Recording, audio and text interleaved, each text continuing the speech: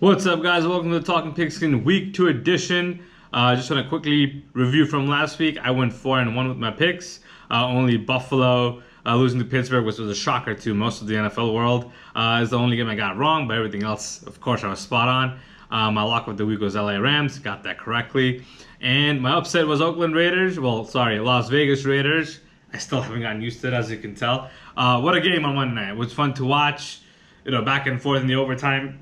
Well, it was great.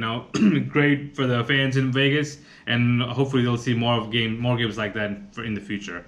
Real quick on the Jets, expect them to lose by a touchdown. They ended up losing by 5. It was a tale of 2 halves for me. Unfortunately, football is 30 minutes each half. The first 30 minutes we look like last year's Jets, abysmal, putrid, unorganized, absolutely horrific offensive line play. Zach Wilson didn't look like he belonged. Then you got the second half where Robert Saleh made adjustments on the defensive side of the ball. The defense played out of their mind. They only allowed 3 points in second half, and the offense put up 14 points despite the lack of effort in offensive line. Zach Wilson did flash a little bit for me. Corey Davis looked good. But it's week 1. No, not gonna press the panic button yet. The offensive line play gotta get better. Becton is gonna be out now. Morgan Moses and George Fant will have to pick up the slack, and we'll see how they can do.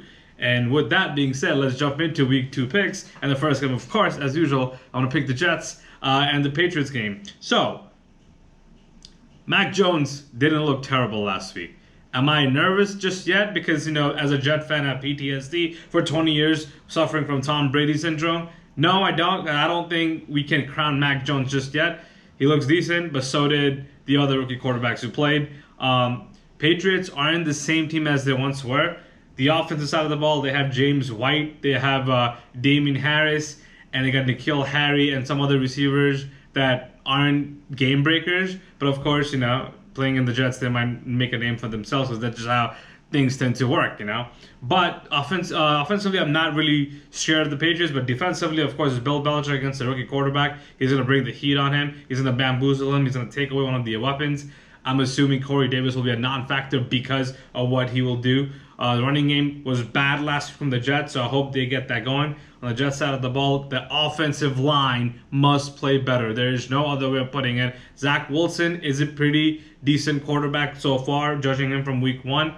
But he can get better if this line protects him upright. At least, give up 1 or 2 sacks, I understand. But if you can't get 5 sacks on him and expect to keep getting up from each of the sacks he takes. So hopefully they'll play better on offensive line. Defensively, they played really good last week against Sam Darnold and the Carolina Panthers offense. And they can continue doing that and bamboozle Mac Jones and the Patriots offense. I think it'll be good. Despite all of that, I'm still not picking the Jets to beat the Patriots. I think Mac Jones and Bill Belichick will find a way to come to MetLife Stadium and beat them. So I got Patriots on the road. Next game I have is the Pittsburgh Steelers hosting the Las Vegas Raiders. What a game for the Raiders fans. They thought they were going to win, and Carr throws an interception, and then Lamar Jackson fumbles in overtime, and they get the ball back, and Derek Carr wins the game for them, which was upset of the week for me last week. A lot of injuries. Gerald McCoy and a couple other people went down on the defense side of the ball. But offensively, Derek Carr threw for 400 yards. Can he do that flying cross country, playing a 1 o'clock game at Pittsburgh? I'm not so sure about that. I think Pittsburgh at home will feel good about what they did last week at Buffalo. TJ Watt was a monster, as expected. Ben Roethlisberger didn't do a lot on offense, but defensively and special teams-wise, the Steelers are locked and loaded. I'm picking them at home to win this game. Next game we have is the San Francisco 49ers going to Philadelphia to take on the Eagles. The Eagles beat the Falcons 32-6, something I didn't expect. I actually picked the Falcons to win last week in my Pick'em League, but I didn't realize Nick Sirianni and Jalen Hurts will have something in store for us. Good for the Eagles fans.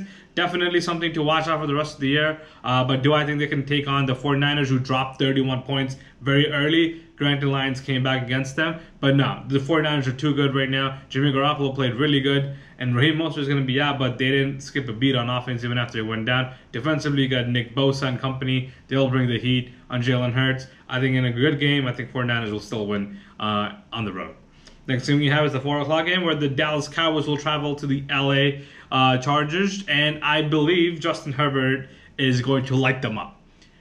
Having said that, Dak also threw for 400 yards last week. So defensively, the Cowboys are putrid. Tom Brady exposed them last week, even though they got a few turnovers.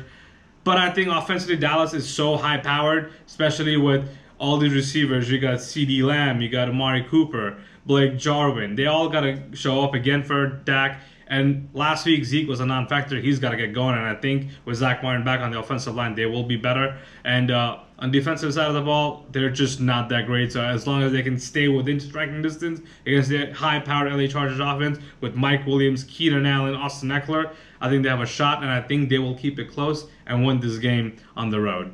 And last game I have is a Saturday night game where the Kansas City Chiefs will take on the Baltimore Ravens.